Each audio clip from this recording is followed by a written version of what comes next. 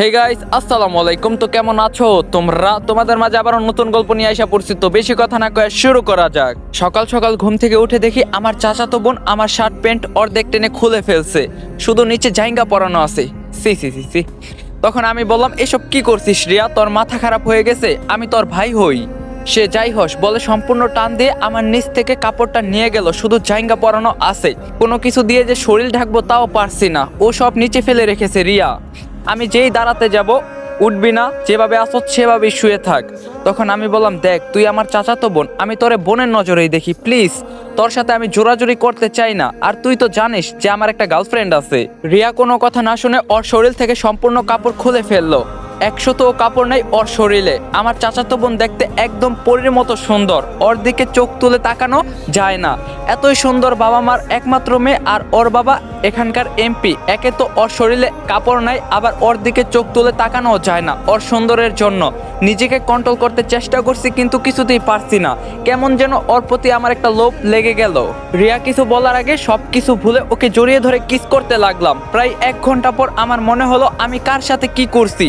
আমি বিছানা থেকে লাফ দিয়ে উঠে সরাসরি ওয়াশরুমে চলে গেলাম। গোসল শেষ করে দেখি রিয়া আমার বিছানায় শুয়ে আছে, তাও আবার শরীরে 100টা কাপড় নাই। কিছুক্ষণ আগের কথা মনে হতেই আমি বললাম, প্লিজ তোর পায়ে পড়ি, এভাবে উলঙ্গ হয়ে থাকিস না, আমি নিজেকে কন্ট্রোল করতে পারি না। তখন রিয়া বলল, আমি তো আজকে এভাবেই থাকবো, কোনো কাপড় পরবো না, দেখি তুই কিভাবে আমার থেকে দূরে থাকিস। আমি ওকে বিছানা থেকে তুলে জোর করে কাপড় পরিয়ে দিলাম। বিছানার এক সাইডে বসে কান্না করছি। রিয়া আমার পায়ের কাছে এসে আমাকে জড়িয়ে ধরে বলল, কি হয়েছে তোর, এভাবে কান্না করছিস কেন? আমি বললাম, এটা তুই আমার সাথে করতে পারলি? এখন আমি মিতুকে কি জবাব দিব বল? মিতু হলো আমার গার্লফ্রেন্ড প্লাস খালাতো বোন। তখন রিয়া বলল, তুই শুধু মিতুর কথাই চিন্তা করছিস? আমার দিকে তাকিয়ে বল তো আমি কোন দিক থেকে দেখতে অসুন্দর? বল আমার কি নেই? আমি কি তোরে আনন্দ দিতে পারি নাই আজকে? ঠাস ঠাস করে গালে 2টা চড় দিয়ে দিলাম রিয়ার গালে। তখন রিয়া বলল, মারবি না? আরো মার। না, করব না। সে ছোটবেলা থেকে তোকে আমি ভালোবাসি, আর তুই বলে কান্না করতে লাগলো।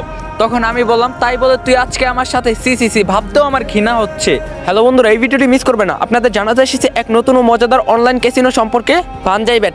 বানজাই বেট আলাদা, লক্ষ লক্ষ মানুষ খেলেছে এবং প্রতিদিন প্রচুর নগদ অর্থ জিতেছে। 3 lakh plus active player, aviator, crazy time, funky time, coin flip, sweet, bonanza, poker, slot, live casino সবই এখানে আছে। তাড়াতাড়ি ডিপোজিট ও উইথড্র করতে পারবেন বিকাশ নগদ এবং রকেট দিয়ে। 24 ঘন্টা 7 দিন সাপোর্ট পেয়ে যাবেন এবং খুবই শীঘ্রই স্পট গেমেও যুক্ত হবেন। এখানে নতুন অফারে অংশগ্রহণ করুন। নিচে পিন কমেন্টের লিঙ্কে ক্লিক করে সাইন আপ করুন এবং আমার প্রোমো কোড ইয়ামিন ব্যবহার করুন। ডিপোজিটে 100% ওয়েলকাম বোনাস এবং 25,000 টাকা পর্যন্ত বোনাস, 200 প্লাস ফ্রি স্পিন পান। এই সুযোগ মিস করবেন না আর নিজেকে ধনী করুন বানজাই বেডের সাথে। ধন্যবাদ।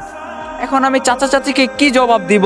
তখন রিয়া বলল, আমি তো কোনো ভুল করি নাই, ভালোবাসা কি অপরাধ? তখন আমি বললাম, তাই বলে আমাকেই কেন? আজকে থেকে তোর মনে আমাদের সম্পর্ক থাকবে যদি চাচা চাচি জানে? তখন রিয়া বলল, বিশ্বাস কর কিছু হবে না, আমি সব সামলে নিব। তখন আমি বললাম, কি সামলে নিবি তুই? হ্যাঁ, এসব করার আগে একবারও মিতুর কথা ভাবলি না? তুই তো দেখছিস ও আমাকে কত ভালোবাসে, সবসময় আমাকে নিয়ে চিন্তা করে। 3 বছরের সম্পর্ক আমাদের, আজকে আমি কি বলবো ওকে? তখন রিয়া বলল, প্লিজ আকাশ, সবকিছু ভুলে যা, আমি তোরে আমার ভালোবাসা দিয়ে। তখন আমি বললাম, চুপ কর তুই, তোর সাথে কথা বলতে ইচ্ছা করছে না, চলে যা এখান থেকে। এখন আমি মিতুকে কি বলবো আর কিভাবে কি করব বুঝতে পারছি না, আমার মাথা হ্যাং হয়ে যাচ্ছে। রিয়া আবার শরীরের সব কাপড় খুলে ফ্লোরে ফেলে দিল। রিয়া বলল, আমার সামনে মিতুর নাম নিবি না, আমি সহ্য করতে পারি না, আমি আমার ভালোবাসা দিয়ে সব তোরে ভুলিয়ে দিব। বলে রিয়া আমার উপর ঝাঁপিয়ে পড়লো। ছেলে মানুষ কত কন্ট্রোল করা যায়? আমি মনে হয় জ্ঞান হারিয়ে রিয়ার সাথে তালে তাল মিলাতে লাগলাম। হঠাৎ বাহির থেকে কে জানি কলিং বেল বাজাতে লাগলো। আমি রিয়ার থেকে 2 ফিট দূরে লাফ দিয়ে চলে গেলাম। তখন আমি বললাম, কি আর বলবো, তোরে বলছি না আমার সাথে এরকম করবি না?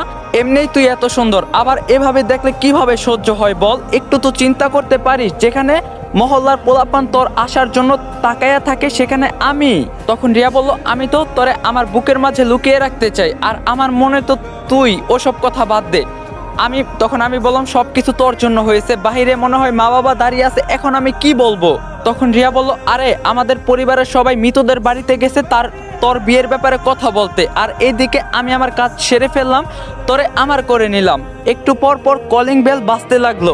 রিয়া আমার তাওয়ালেটা পরে চলে যাচ্ছে। তখন আমি বললাম, কি করছিস? কেউ যদি আসে কি হবে পরে? তখন রিয়া বলল, এত ভয় পাস কেন, কেউ আসবে না, আসলে হয়তো আমার বান্ধবীরাই আসতে পারে, এত চিন্তা করিস না। আমি বললাম, তুই আমার সাথে আজকে যা করলি কেউ যদি জানতে পারে। রিয়া আর কিছু না বলে চলে গেল।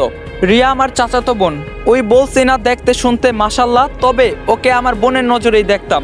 কিন্তু আজকে কি করলো ও? রিয়ার বাবা এখানকার এমপি, ওর বাবা চাই স্বরাষ্ট্রমন্ত্রীর ছেলের সাথে ওর বিয়ে দিতে।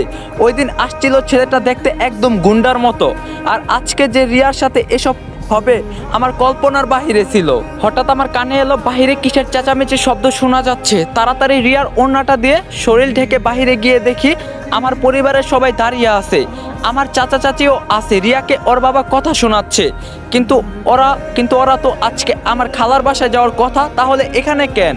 তখন চাচি বলল, তোমাকে আমার ছেলের মতোই দেখতাম, কিন্তু তুমি আজকে আমাদের না থাকায় সুযোগ নিলে।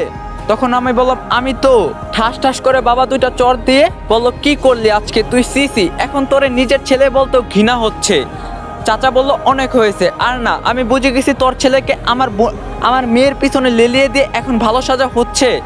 তখন আমার বাবা বলল, বিশ্বাস কর ভাই। রিয়া বলল, বাবা আমি। চাচা বলল, চুপ, কোনো কথা বলবি না, তোর জন্য এখন আমার মান সম্মান থাকবে।